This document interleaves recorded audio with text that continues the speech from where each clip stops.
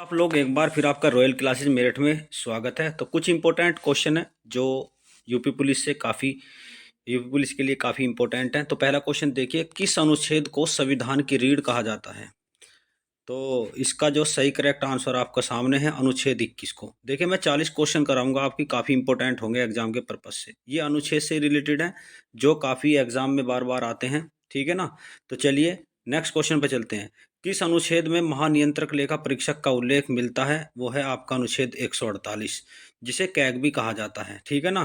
तो आपके सामने इसका जो सही करेक्ट आंसर हो जाएगा आपका 148 में मिलता है। राष्ट्रपति का निर्वाचन किस अनुच्छेद के अंतर्गत किया जाता है? और इसका जो आपका उत्तर है अनुच्छेद 54।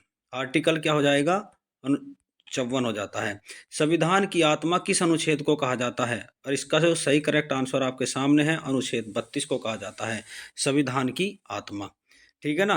जिसमें रिटें भी हैं आपकी शामिल है, ठीक है ना। तो संविधान की अगर बात करते हैं, संविधान की आत्मा किस अनुच्छेद को कहा जाता है? प्रस्तावना को भी कहा गया है, लेकिन क्या है जब अनुच्छेद की बात आती है तो 32 हो जाता है, ठीक है भाई। संसद का उल्लेख किस अनुच्छेद में मिलता है? वो है आपका 79। वेरी इंपॉर्टेंट है संसद। अगर संसद की बात करते हैं तो संसद का निर्माण लॉर्ड इरविन के समय में किया गया था। कब किया गया था? लॉर्ड इरविन के समय में इस संसद का निर्माण किया गया, लॉर्ड इरविन, ठीक है भाई। 1927 में ये निर्माण किया गया था संसद का, ठीक है ना। इतना आपको याद करके रखना है। इसके बाद नेक्स्ट क्वेश्चन पे चलते हैं। तो नेक्स्ट क्वेश्चन देखिए क्या कहता है। लोकसभा लोकसभा का उल्लेख किस अनुच्छेद में मिलता है? ये आपके देखिए अनुच्छेद 81 में मिलता है। इसके सामने जो आपका जो है नीचे की तरफ, हाँ। नेक्स्ट क्वेश्चन देखिए, राज्यसभा का उल्लेख किस अनुच्छेद में मिलता है? तो राज्यसभा की बात करते हैं तो वह अनुच्छेद 80 में मिलता है। नेक्स्ट क्वेश्चन, किस अनुच्छेद के द्वारा राष्ट्रपति अध्यादेश जारी कर सकता है? वेरी इंपॉर्टेंट क्वेश्चन है भाई।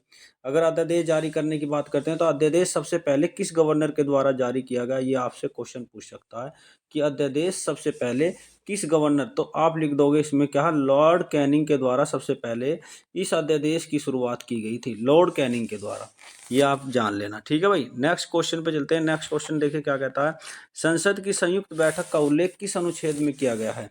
संयुक्त बैठक, अगर संयुक्त बैठक की बात करते हैं तो संयुक्त बैठक का जो उल्लेख है वो आपका हो जाएगा अनुच्छेद 108 में।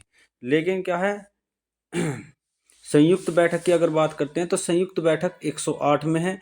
और संयुक्त बैठक तब होती है जब लोकसभा और राज्यसभा के बीच में कोई जो है विधेयक क्या है अटक गया हो, तब क्या है राष्ट्रपति इसका आह्वान करता है और इस बैठक की अध्यक्षता लोकसभा अध्यक्ष करता है। ये आपको याद करके रखना है, लोकसभा अध्यक्ष करता है इसकी अध्यक्षता, ठीक है ना। ये आपको याद करके रखना। नेक्स्ट क्वेश्चन पे चलते हैं। नेक्स्ट क्वेश्चन देखिए, सिक्किम राज्य को विशेष अधिकार किस अनुच्छेद के अंतर्गत दिया गया है? वेरी इंपॉर्टेंट क्वेश्चन है, एग्जाम में कई बार पूछा गया है। Very very important question, exam के पर्पज से काफ़ी इंपॉर्टेंट है, ठीक है भाई। तो ये है आपका 371 जय के अंतर्गत। स्वर्ण सिंह समिति किससे संबंधित है आपको पता है? वो है आपकी मौलिक कर्तव्य से। और स्वर्ण सिंह समिति के द्वारा 10 मौलिक कर्तव्यों को जोड़ा गया था। सबसे पहले 10 मौलिक कर्तव्यों को जोड़ा गया, लेकिन बाद में 11वां जो मौलिक कर्तव्य है वो आपका शिक्षा से संबंधित है। इसको भी आप याद करके रख लेना। और एक क्वेश्चन वो पूछता है कि मौलिक कर्तव्य लिए कहाँ से गए? ये रूस से लिए गए भाई। ये भी आपको याद करके रखना है, ठीक है। नेक्स्ट क्वेश्चन पे चलते हैं। उपाधियों का अंत किस अनुच्छेद के अंतर्गत किया गया है? यह आपको सबको पता होगा, अनुच्छेद 18, ठीक है ना। पंचायती राज का उल्लेख किस अनुच्छेद के अंतर्गत किया गया? वो है आपका 40। अनुच्छेद 40 में क्या है, पंचायत। अगर आपसे पूछता है कि पंचायत का गठन किसमें होता है, अनुच्छेद 40 के अंतर्गत पंचायत का गठन हुआ, लेकिन इसे परिभाषित नहीं किया गया। अगर आपसे पूछता है कि पंचायत कितने भागों में विभाजित है, ये इसके बारे में नहीं था, लेकिन क्या है ये आया था आपका एक 1991 में, ठीक है ना। 1992 संविधान संशोधन के द्वारा क्या है इसको जो परिभाषित कर दिया गया, ठीक है भाई। ये आपको याद कर रखना। 73 और 74वें संविधान संशोधन के द्वारा 1991 में क्या कर दिया गया, इसे परिभाषित कर दिया गया। किसी राज्य में 2-3 तरह की हैं, तो हमारे उत्तर प्रदेश में 3 प्रकार की आपकी पंचायत मिलेगी, ठीक है भाई। इसको आपको याद करके रखना। कार्यपालिका और न्यायपालिका को किस अनुच्छेद के अंतर्गत अलग किया जाता है? वो है अनुच्छेद 50, ठीक है भाई। ये अभी याद करें। गो हत्या को किस अनुच्छेद के अंतर्गत प्रतिबंधित किया गया है? वो अनुच्छेद आपका 48। ठीक है ना। ये किसकी देन है? अगर विचारधारा से, किस विचारधारा से प्रभावित है, ये आपसे पूछ सकता है। वो है गांधीवादी विचारधारा से प्रभावित है। ठीक है ना। और राज्य निर्देशक तत्व के अंतर्गत आते हैं। ठीक है भाई। नेक्स्ट क्वेश्चन, संविधान संशोधन का उल्लेख किस अनुच्छेद में किया गया है? ये भी आपको पता होना चाहिए। वो है आपका अनुच्छेद 368। ठीक है ना।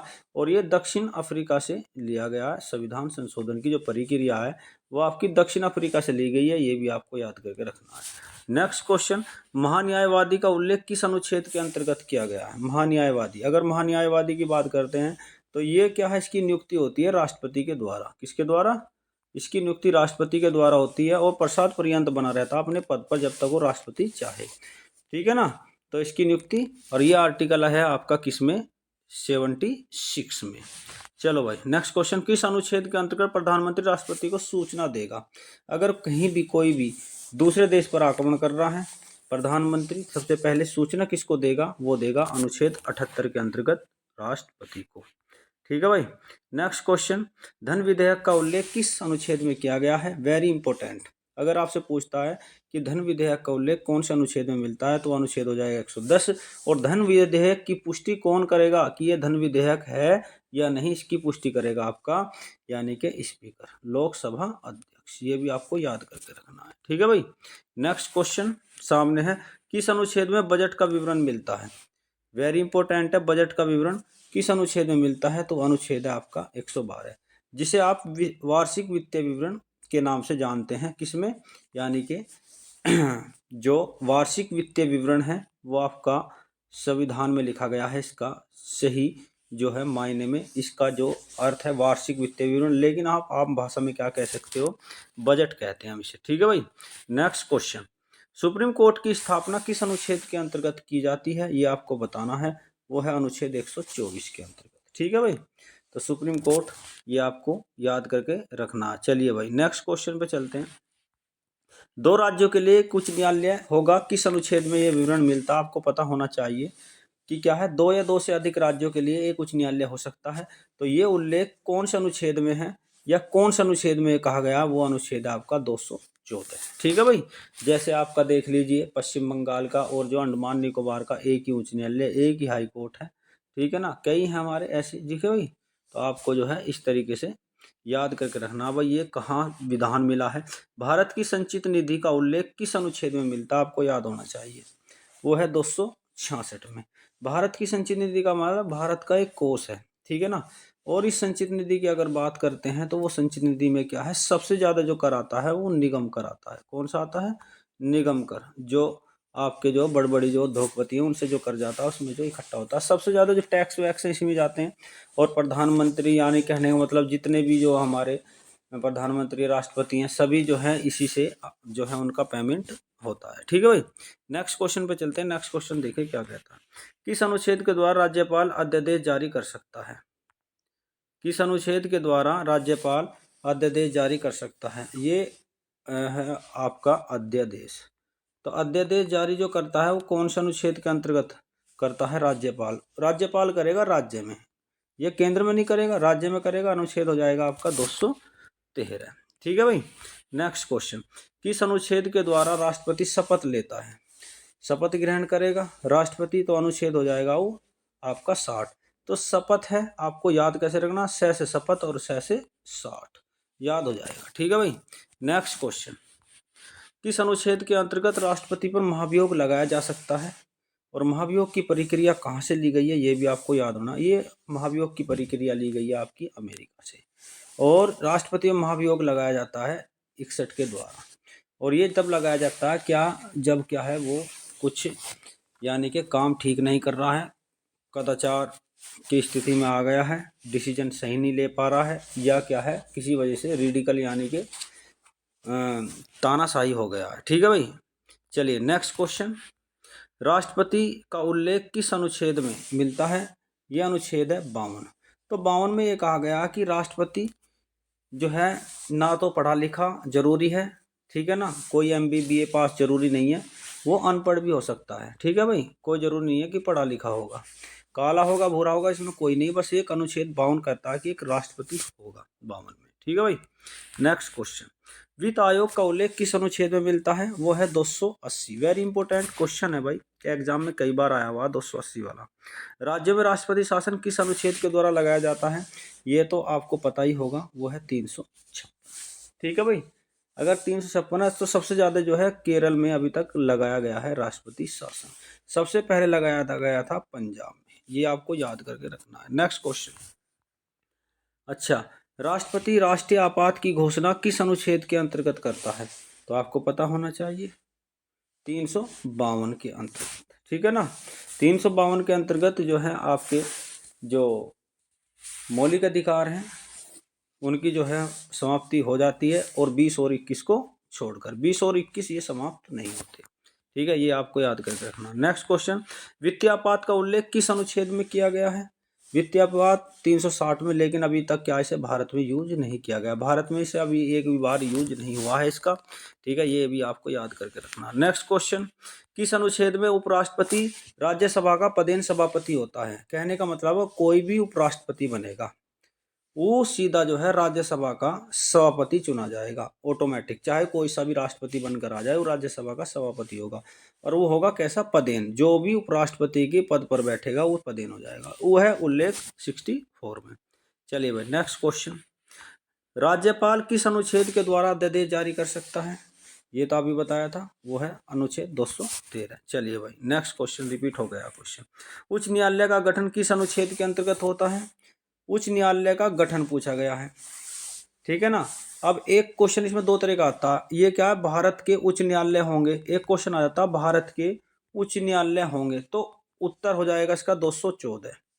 अगर ये पूछता है कि भारत का उच्च न्यायालय का गठन, तो हो जाएगा आंसर हो जाएगा 216। ठीक है भाई, तो ये आपको याद करके रखना, थोड़ा कंफ्यूजन में आप नहीं पढ़ना इसमें। राज्य के विधानमंडल का उल्लेख किस अनुच्छेद में मिलता है? ये आपको बताना है। विधानमंडल जानते हो, विधानमंडल होता है राज्यों में। और राज्यों की अगर बात करते हैं, राज्यों में विधानमंडल का निर्माण कैसे होता है? वो होता है, इसमें 3 अंग होते हैं। एक तो आपका हो जाएगा राज्यपाल, ठीक है, राज्यपाल। दूसरा हो जाता है आपका विधान सभा, और तीसरा हो जाता है आपका विधान परिषद। ठीक है ना, तो 3 अंगों से मिलकर होता है। तो 3 अंग मैंने बता दिया, राज्यपाल बनेगा एक बनेगी आपकी विधानसभा, और तीसरा बनेगा आपका विधान परिषद। क्या बनेगी? तीनों को मिला दो तो क्या? विधानमंडल बन जाता है, और वो है अनुच्छेद 368। नेक्स्ट क्वेश्चन, महाधिवक्ता का उल्लेख किस अनुच्छेद में किया गया है? महाधिवक्ता की अगर बात करते हैं तो महाधिवक्ता कहाँ होता है? राज्य में होता है। और ये किसकी नियुक्ति कौन करता है? इसकी नियुक्ति करता है राज्यपाल। कौन करेगा? राज्यपाल करेगा। राज्यपाल के प्रसाद पर्यंत अपने पद पर बना रहता है। ठीक है भाई। नेक्स्ट क्वेश्चन, महान्यायवादी किस अनुच्छेद के अंतर्गत संयुक्त बैठक में भाग ले सकता है? संयुक्त बैठक में भाग तो ले सकता है, लेकिन अपने मत का प्रयोग नहीं कर सकता, और वो अनुच्छेद ये कहता है कौन? 88। ठीक है भाई, तो ये काफ़ी इंपॉर्टेंट है, वेरी इंपॉर्टेंट क्वेश्चन है, ये एग्जाम में कई बार आया हुआ, इसलिए मैं तुम्हें बहुत ज़्यादा इंपॉर्टेंट क्वेश्चन है वही करा रहा हूँ जो बार बार एग्जाम में आते हैं। ठीक है भाई, चलिए नेक्स्ट क्वेश्चन, निःशुल्क शिक्षा का प्रावधान कौन सा अनुच्छेद करता है? कि निःशुल्क शिक्षा होगी वो कौन सा अनुच्छेद करता है? वो है अनुच्छेद 45। तो 45 में क्या है कि निःशुल्क शिक्षा का प्रावधान करता है, लेकिन 21 के में अब जो है सब मौलिक अधिकार बना दिया गया है, ये याद कर लेना आप, 86 संविधान संशोधन के द्वारा। ठीक है भाई, ये याद कर लेना। नेक्स्ट क्वेश्चन, अखिल भारतीय सेवाओं का उल्लेख किस अनुच्छेद में मिलता है? आपको पता है अखिल भारतीय क्या होती हैं? जो पूरे भारत में काम करती हैं, राज्य में भी और क्या है, केंद्र में भी। अखिल भारतीयों का उल्लेख जो मिलता है वो 312 में लिखता है, वो IPS है, IAS है, IFS है, ये अखिल भारतीय सेवा है। ठीक है भाई, ठीक। नेक्स्ट क्वेश्चन पे चलते हैं। नेक्स्ट क्वेश्चन क्या कहता है, संघ लोक सेवाओं का उल्लेख किस अनुच्छेद में मिलता है? संघ लोक सेवा का मतलब होता है जो UPSC जितने भी UPSC है आपका, संघ लोक सेवा है, जितने भी UPSC जो भी एग्जाम कराती है उसे संघ लोक सेवाओं का ही जो है अंतर्गत आती है, वो अनुच्छेद हो जाएगा आपका 315।